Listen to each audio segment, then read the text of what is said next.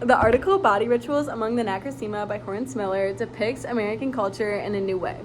Nakasima is American spelled backwards, and Horace Miller describes this tribe as being obsessed with health and body care and describes their bizarre rituals. So an example is how the Nakasima go to visit these holy mouth men who do painful procedures to have good oral health. And this relates to like what we do in America when we go to visit the dentist, like how they fill our cavities or they put fluoride over our teeth and it tastes really bad. These practices of the Nakasima show how, like Americans, how much we value our body and like the amount of work that we do to maintain it, and to other cultures that can be seen as odd. At first, I didn't really understand the point of this article because I was wondering how brushing your teeth could be seen as weird, but I realized that this whole point of this article was to show the concept of ethnocentrism, which is where we see our own culture as normal and others as odd. And he's basically getting like Americans or people from my culture to look at how we practice things in a different way, like how to someone else from the outside point of view could see all these things and be like, what are you doing? So yeah, I definitely think that this accurately describes American culture because we definitely put an extreme amount of pressure on people to maintain their physical appearance. As a woman, I definitely have a culture of my own. Every single day I practice this ritual where I apply a thick paste of a nude color that matches my skin tone. This is just to hide any imperfections, any darkness on my face, any red spots. I just apply this thick paste. And we like to emphasize our eyes with dark colored lines or even like colored pigments. This is to make our eyes seem smaller or narrower, wider, larger. It just kind of depends. We also like to paint our lips with either a pink, red colors, sometimes maybe blue, just kind of depends. It takes a lot of time to dedicate this ritual. It takes a lot of time. It can either take up to 15 minutes or it can take up to 2 hours. It just depends on how much we want to put on. Depends on the day. But this daily ritual is so ingrained to women of this culture that not applying it before going out is seen as not ready.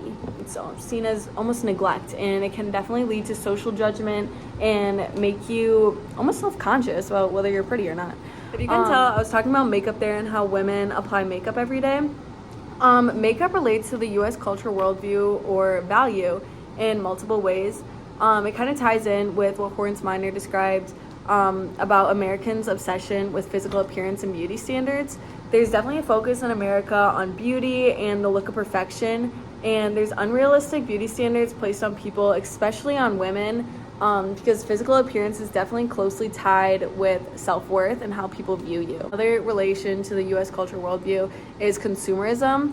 Beauty products in the beauty industry are a massive industry in America. People spend a significant amount of money on tools, brands, and different types of trends. And makeup is marketed kind of as a necessity and as a luxury. Another relation is individualism and self-expression. Individualism and freedom are a core value in the United States.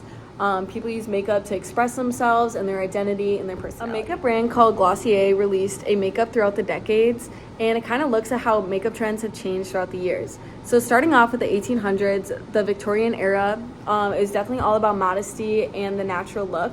Makeup was definitely seen as taboo for respectable women because it was associated with actresses and prostitutes. Pale, flawless skin was a beauty standard. Some women would kind of pinch their cheeks or apply castor oil for like a natural, discreet look. Moving on to the 1920s to 30s, it was definitely the era of flapper in Hollywood. Makeup became socially acceptable, mostly due to like the influence of Hollywood. We'd see a lot of dark, smoky eyes, thin eyebrows, and red lips. This is definitely the era of rebellion and glamour. Moving on to the 1940s and 50s, feminine and glamorous looks were in.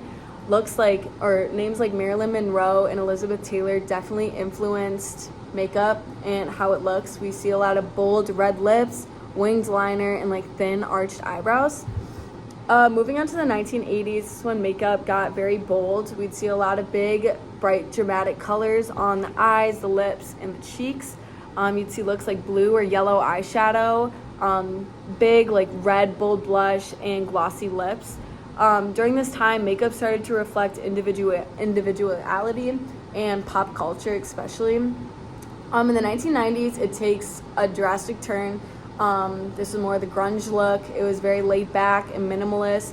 You'd see a lot of darker shades with the eyeliner, very smudged eyeliner look, dark eyeshadows, and matte, solid color lips. It was definitely more natural. Like looks, people like Drew Barrymore definitely influenced this time. In the 2000s, pop culture was definitely in. Britney Spears and Jennifer Lopez were the big makeup influences. You'd see glossy lips, bronze skin, and heavy foundation. In 2010 is when Instagram and technology became a thing. Heavy contouring, full brows, and dramatic lashes became a thing. Kardashians were a big makeup look. We also see men start doing makeup. It became more normalized that makeup was for everyone. You see names like James Charles and Patrick Star kind of influence looks. And now in the 2020s, it's a very natural, more laid back. You hear of the clean girl aesthetic or the no makeup look. It's very more skincare focused now. People focus more on eco-friendly, vegan products, no animal cruelty. We also see a lot of inclusivity with shades. Before, you kind of see 10 shade ranges at best between pale skin and dark skin, but now you see up to 50, up to 100 on makeup. Changes in makeup in U.S. culture have both been positive and negative. Some of the pros are that we see a lot of self-expression and creativity. People use makeup to express themselves, and America definitely values the freedom of expression. We also see a lot of inclusivity and representation now. Makeup is seen as a tool for anyone to use regardless of color, status, gender. It definitely embraces like wider skin tone, and it shows like more representation in makeup.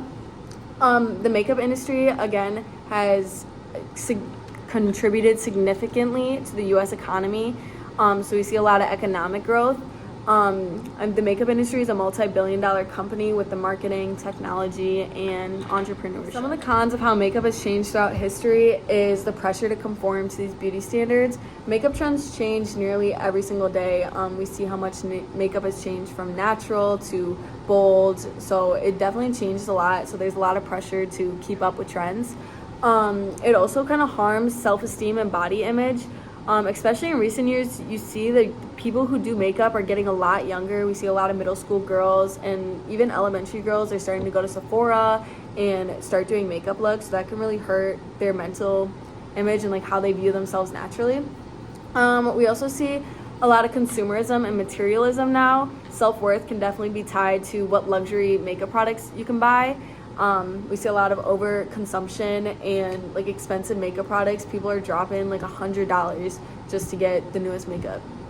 And another con is the mental and emotional strain it can take with the gender expectations, society expectations. Social media has definitely ruined a lot with makeup and how women view themselves and how confident they are in themselves.